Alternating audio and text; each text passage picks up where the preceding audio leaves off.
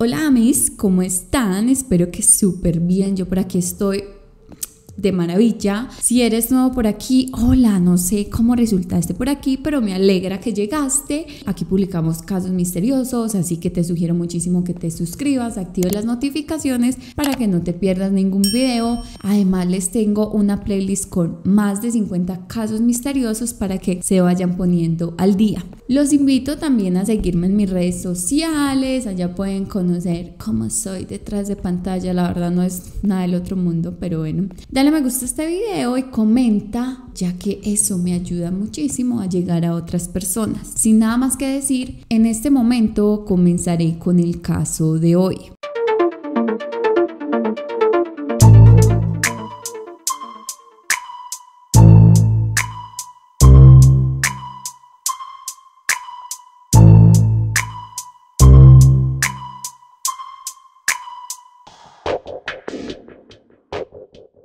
Azumi Muto nació el 13 de junio de 1986 en Tokio, Japón, ciudad en la que también vivía con sus padres y sus hermanos, siendo ella la menor de todos y también la más soñadora y optimista. Al mismo tiempo, era una joven bastante rebelde, pues como con sus padres, especialmente porque ellos eran sumamente restrictivos y controladores. Incluso ya siendo adulta querían casi que tomar sus propias decisiones por ella, cosa que por supuesto a esta chica no le gustaba para nada. Tanto su mamá como su papá trabajaban como dentistas y eran una familia bastante adinerada y reconocida en la zona, básicamente porque generación tras generación eran los Mutos quienes continuaban dominando la industria de la odontología, contando con varias clínicas propias que se iban pasando desde hace 50 años a través de la familia. Además, también tenían cientos de propiedades y una empresa de bienes raíces en la que tanto Azumi como sus demás hermanos trabajaban como gerentes y supervisores. El sueño de esta pareja era que, así como ellos habían recibido la responsabilidad de continuar con el legado profesional que sus padres le habían dejado, sus hijos también deberían aceptar lo mismo con orgullo y sin siquiera refutarlo.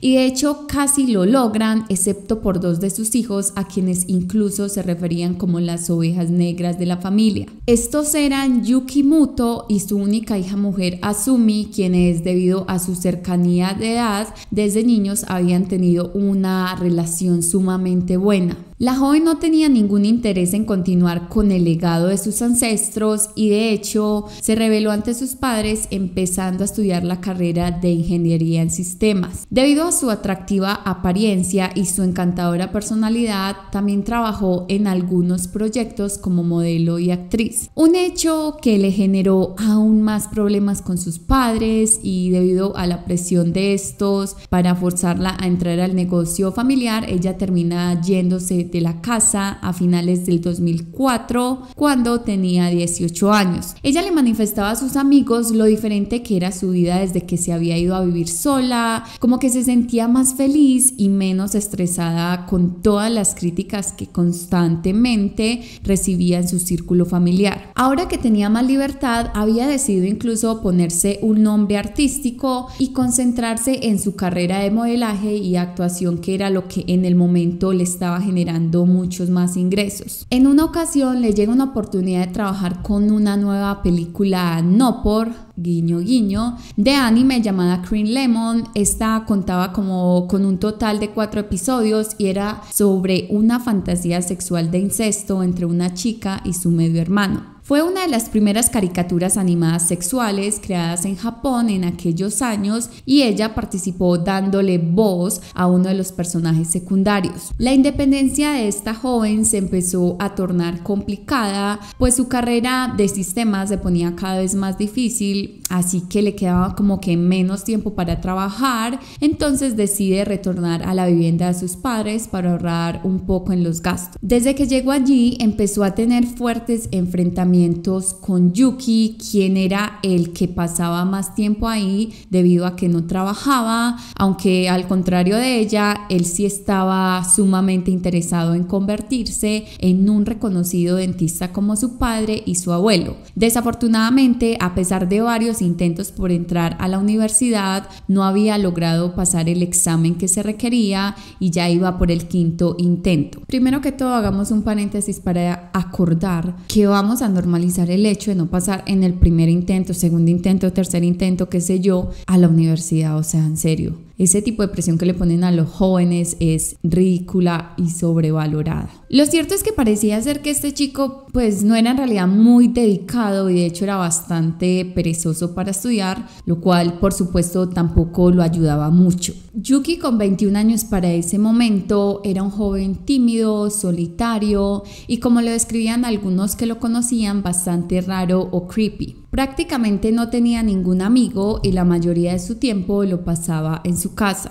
Al igual que los otros miembros de su familia, había crecido con la presión de no poder llegar a ser tan exitoso como sus padres querían que él fuera, especialmente cuando en discusiones era usual que lo compararan con sus demás hermanos, quienes ya ejercían la profesión familiar, excepto Azumi, a quien desde que llegó a vivir otra vez allí, él observaba detenidamente cada uno de sus movimientos, cuando se organizaba para trabajar, cuando hablaba por teléfono con sus amigos, cuando estudiaba, cuando se reía, cuando respiraba. Hubo incluso una ocasión en la que ella le contó a una amiga que hacía algunos meses no se hablaba con Yuki, pues desde hace un tiempo él empezó a comportarse de manera extraña con ella. Hubo incluso una ocasión en la que ella le contó a una amiga que hacía algunos meses no se hablaba con Yuki, pues desde hace un tiempo él se empezó a comportar de manera extraña con ella. Contó que la vigilaba en su propia casa y que se quedaba mirándola sin decir palabra alguna por horas. Ella se sentía asustada de estas actitudes, pues no sabía qué era lo que se le cruzaba por la mente a él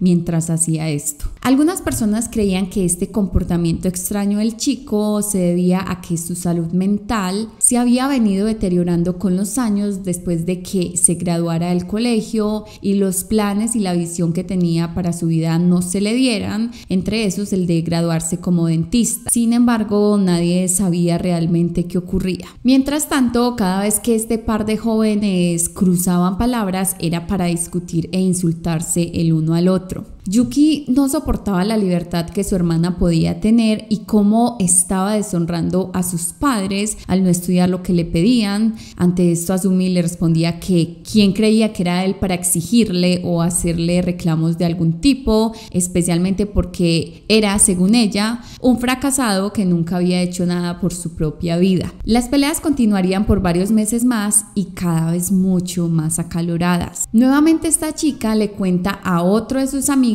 que tenía miedo por su vida y que ya no confiaba en lo absoluto en su hermano, ni siquiera para estar a solas en la vivienda con él. Además dijo que Yuki actuaba de manera sumamente morbosa y estaba comenzando a pensar que él tenía algún tipo de fantasía sexual con ella. A pesar de que ella expresaba estos temores, sus amigos realmente no supieron cómo qué hacer y en la medida de lo posible trataban de mantenerse en constante contacto con ella o la acompañaban cuando podían. El 30 de diciembre del año 2006, Azumi se encontraba en su casa acompañada únicamente por su hermano Yuki, ya que el resto de la familia había decidido realizar un viaje a Fukushima para celebrar la fiesta del Año Nuevo al día siguiente con otros familiares, viaje al cual los dos jóvenes no quisieron unirse. Alrededor de las 3 de la tarde, Azumi estaba teniendo una conversación con su hermano sobre las fallas que tenía y por las cuales después de varios intentos no había logrado entrar a la universidad. Eso parecía más como que le estaba dando consejos. Él aparentemente toma lo que la joven le dice de una manera bastante personal y comienza a llenarse de furia hacia ella y el hecho de que siempre todas las personas a su alrededor le estaban recordando todos sus fracasos en la vida. La rabia aumentaba y en medio de una acalorada discusión, este chico agarraría una espada de madera y empezaría a golpear a Azumi en la cabeza repetidamente. La cara de la joven había quedado irreconocible debido a las heridas, sin embargo aún se encontraba con vida y como pudo luchó y se defendió de su hermano. Esto no solo de manera física, sino con palabras que eran sumamente hirientes para él, reprochándole que era un perdedor y que nunca iba a encontrar su misión en la vida debido a que solo hacía lo que sus padres le decían que hiciera. La ira de Yuki explotó aún más y rápidamente agarraría una toalla que usaría segundos después para estrangular a la joven y lograr que se callara. Él precisamente en ese momento recordó un programa de asesinatos que había visto donde decían que un ser humano podría morir si era estrangulado por 180 segundos, así que eso fue lo que él intentó hacer. Sin embargo, pudo confirmar que esta información no era real, pues después de que contara hasta ese número, su hermana aún continuaba respirando y peleando por su vida. Es así como ahora decide arrastrarla fuertemente hasta el baño y en medio del forcejeo ponerla en la bañera, la cual al parecer ya se encontraba llena de agua. Allí la hundiría hasta que ella termina ahogándose. Este chico procedería a limpiarse la sangre que le había quedado en su cuerpo después del crimen y a culminar todo lo que ya había empezado. Yuki empezaría a desmembrar el cuerpo de su hermana con un cuchillo, separaría sus partes y las guardaría en diferentes bolsas de basura para después proceder a guardarlas en diferentes zonas de su propia habitación. También decide cortar las partes íntimas de ella para después desaparecerlas a través del triturador de comida que se encontraba en el lavaplatos de la cocina. Esto con la intención de que si la policía encontraba el cuerpo no pudieran identificar si era hombre o si era mujer, según él, ¿cierto? Según él. Ok. Después de cometer este perturbador asesinato, él decide salir de la vivienda con dirección a encontrarse con su grupo de estudio. Sin embargo, por alguna razón, antes de irse, agarra uno de los panties de su hermana y lo guarda en su bolsillo. Por 4 días seguidos, los restos de la joven estuvieron en el mismo lugar, pues como sabemos, la familia se encontraba de viaje, así que nadie, aparte del asesino, había estado allí. El 3 de enero, cuando todos retornan a su hogar, inmediatamente notan el olor nauseabundo. Ante esto había sido el mismo criminal quien se había adelantado y había llamado a su padre para casualmente contarle que había un mal olor en la vivienda, pero que no debía preocuparse, pues era una mascota de uno de sus amigos quien había muerto ese día, pero pues que lo iba a sacar lo más pronto posible. Sin embargo, ellos no tardaron mucho en encontrar las bolsas que en realidad tenían los restos de su hija. Procederían a reportarlo a las autoridades y al mismo tiempo acusan